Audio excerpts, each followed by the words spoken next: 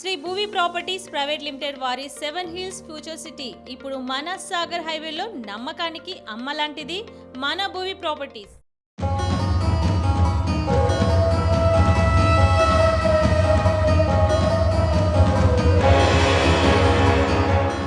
మొత్తానికైతే పెద్ద సినిమాతో రామ్ చరణ్ గట్టెక్కాడని చెప్పొచ్చు. అయితే ఆర్ఆర్ఆర్ తర్వాత పెద్ద హిట్ రామ్ చరణ్కి రాలేదు. శంకర్ డైరెక్షన్లో వచ్చిన గేమ్ చేంజర్ హై ఎక్స్పెక్టేషన్స్ వచ్చి అది బాక్స్ ఆఫీస్ దగ్గర డిజాస్టర్గా మిగిలిపోయింది. అయితే బుచ్చిబాబు సన్న దర్శకత్వంలో వచ్చిన పెద్ద సినిమా సహా నటి జాహ్నవి కపూర్ అంటే బాలీవుడ్ బ్యూటీ మన తెలుగు ఇంటి శ్రీదేవి బిడ్డని హీరోయిన్గా తీసుకొని ఆ ప్రకృతి అందాలతో పాటు జాహ్నవి కపూర్ని కొత్తగా చూపించాలని చెప్పొచ్చు. అయితే పెద్ద ఎక్స్పెక్టేషన్స్ అయ్యాయా మరి బాక్స్ ఆఫీస్ వద్ద రామ్ చరణ్కి కొత్త కలెక్షన్లు ఇచ్చాయనే చెప్పుకోవచ్చు.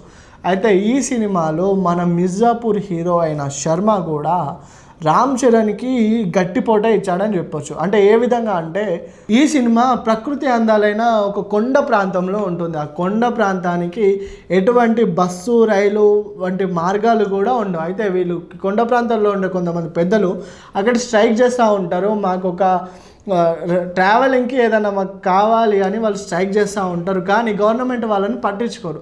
ఇలా వాళ్ళు అణచబడతారు. అణచబడిన క్రమంలో కొండ ప్రాంతాల్లో ఉండే ఒక కుటుంబానికి చెందిన వ్యక్తి అయితే ఆ జగపతి బాబు అక్కడున్న వారి హక్కుల పైన చాలా పోరాటం చేస్తాడు. ఆ పోరాటం చేసిన క్రమంలోనే జగపతి బాబు అల్లుడు రామ్ చరణ్ అంటే రామ్ చరణ్కి అమ్మ నాన్న ఎవరు ఉండరు, వాళ్ళ సొంత మామగా జగపతి బాబే అతన్ని హక్కున చేర్చుకొని పెంచుకుంటాడు. అంటే అమ్మ నాన్న ప్రేమ మొత్తం జగపతి బాబే చూపిస్తాడు.